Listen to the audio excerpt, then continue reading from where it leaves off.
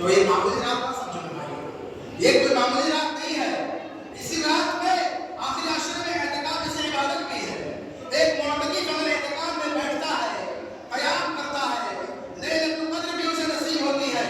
وہ لمحات اگر پا لیتا ہے، وہ گھڑی سے مل جاتی ہے، تو 83 سال عبادتوں سے افضل ہے وہ گھڑی ہوئی عبادت. زندگی میں ہمیں نہیں پتا کہ ہم کتنے سال تک جئیں گے، 60 سال، 70 سال، 80 سال، یا ایک سیکنڈ پلک جھپکنے کا بھی موقع ہمیں نہیں ہے. نہیں پتا کہ ہمارے ساتھ باقی کتنی رہے گی. لیکن اللہ رب العالمین نے اپنے بندوں پر کتنا کرم کیا، اتنی رحمت اس کی وسیع ہے کہ میں نے تمہیں ایسا فارمولہ، ایسا نسخہ دے دیا ہے.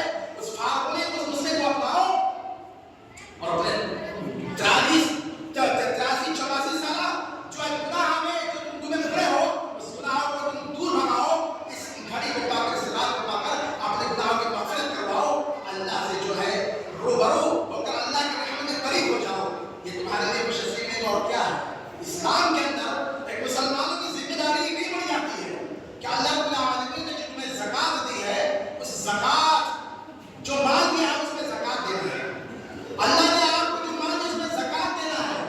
یہ زکات صرف ایک ماہ رمضان میں نکالنا ایک شرط نہیں ہے. آپ کا مال جس پر سال گزر جائے، نصاب کو پہنچ جائے، چاہے وہ ماہ رمضان سے ایک دن پہلے ہو، ایک دن بعد میں ہو، آپ چاہے رمضان کے آخر میں ہو یا رمضان سے پہلے ہو، چاہے غیر